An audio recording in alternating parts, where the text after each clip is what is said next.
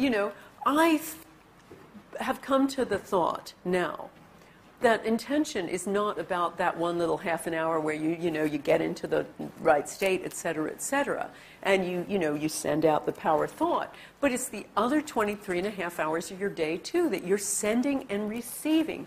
It's not only the purposeful aim. It's your secret judgments. It's your mind's endless chatter.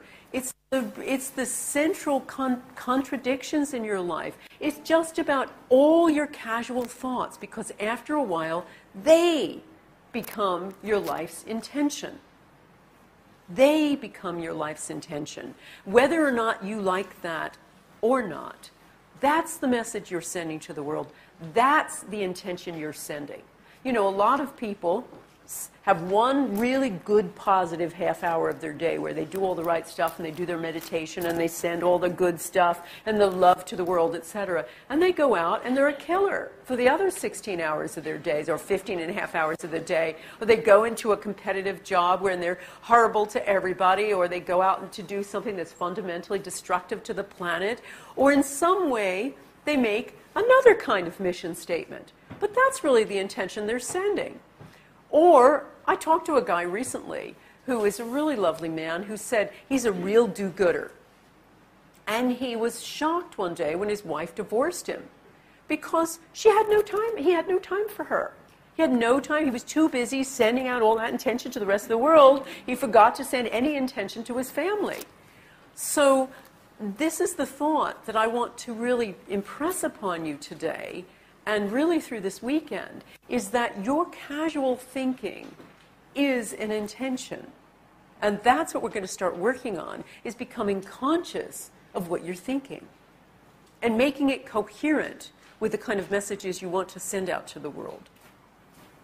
So, you know, you have to stop for a moment and ask yourself, what are you broadcasting? You know, are you one of those people whose house is always burning down? You know, as Brian told you, we are. Usually because I ask him, did we turn off the oven? But what are you broadcasting? Is the house burning down? Or, you know, is that your, disaster? Do you have a disaster mentality? Is that what you're sending out? Or how about those people where, I'm sure you know plenty of them, where the cup is always half empty, not half full. And that's what they're thinking all the time. That's what they have in their mind. And scientists have found, and this is the interesting thing about people with depression, that after a while you kindle your brain. Your brain makes neural connections. Now remember, brain is the receiver of information. It's intention. You're actually beginning to get on the same wavelength. You know, we use that in our language. I'm on his wavelength. Well, there's a great deal of truth to that. You are literally on their wavelength. There are many, many studies of ESP, many of them, demonstrating that when somebody sends a thought to someone else, their brain waves begin working in synchrony. So that's one thing that we want to work on today, is this kind of notion of learning how to open yourself to become more of the other. And also, when you're receiving intention, to feel that, to open yourself up to receiving. Now, we looked at the problem. I like this. I love Dilbert. And I just wanted to show you this little cartoon because this is an example of somebody who has attentional blindness. Excuse me while I take this call. He's obviously in his work, and he's doing it day after day. And the other guy says to him, excuse me while I hate your inconsiderate guts. And the guy says, no, nothing important. And the other guy's saying, excuse me while I imagine crushing your head. And the other guy still isn't noticing it. And I think that's the problem we have, is this attentional blindness. And that comes from habituation. Doing the same thing all the time. Going to work the same way all the time. And not noticing anything about it. Not noticing anything new. And so one of the things that we want to do is looking at your world anew. And one of the simplest ways of doing that is to do so without naming. Now, I'm going to be going into specific things. In order to try to work this out, I had to look at a lot of different disciplines. I've been studying animals and animal neurobiology for a number of years because Animals live in the field. Animals, you know, you watch animals and they pick up information far more acutely than we do. Animals are incredibly psychic. My dog, Ollie, our dog, is incredibly psychic. He sees detail, and that's why most animals have much more recall of, say, finding their way home. They have that ability because they've recognized things in exquisite detail. They also pick up things in other kinds of ways. You know, we know that they are magnetically sensitive. But this is one thing that they do. They pick up things in exquisite detail. They, unlike us, really see, and really see anew. I mean, if we were to attend to every bit of riot and sound, it would be a big problem for us. And of course, that's, you know, another thing of what autistics do. You know, people with autism have a different way of seeing because they also live in a riot of sensation. They have no filter, which is why they have difficulty living in the world.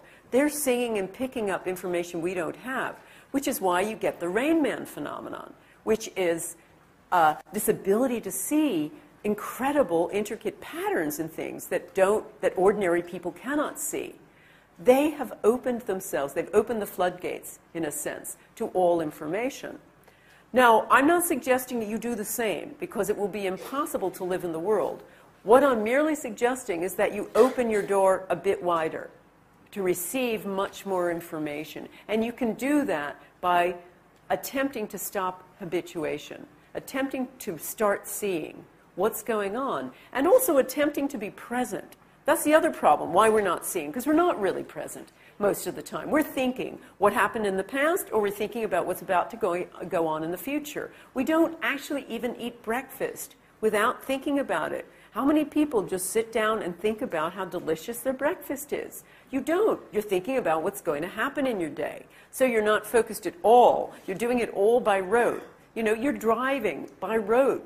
You're going to work by rote. You're probably doing your job by rote. So it's just slowing down enough to start seeing. And one of the ways of doing that is that just getting into your senses. Get into your 5 senses while you're experiencing something. And if a thought comes in, go into a sense. Go into a sense. Just say, I wonder what this smells like now. And just get into the smell of the moment and be present there. So a lot of people talk about, you know, get rid of the ego, stop thinking. Well, this is a fairly tall order for us. And I would never suggest anyone stop thinking when they're trying to problem solve on their job. You need to. We all need to. But it's different to just try to be present and to try to see. And once again, like Brian said yesterday, once you are aware that you are doing this, you will stop doing it. You will start seeing that little bit better. Remember, with, again, a savant will have a certain amount of information that is hyper-specific. And we may not have access to all that full data, nor would we want to. But by being present, we can learn to do that by tuning into it. Again, please consult your notes that I've given you. There's a number of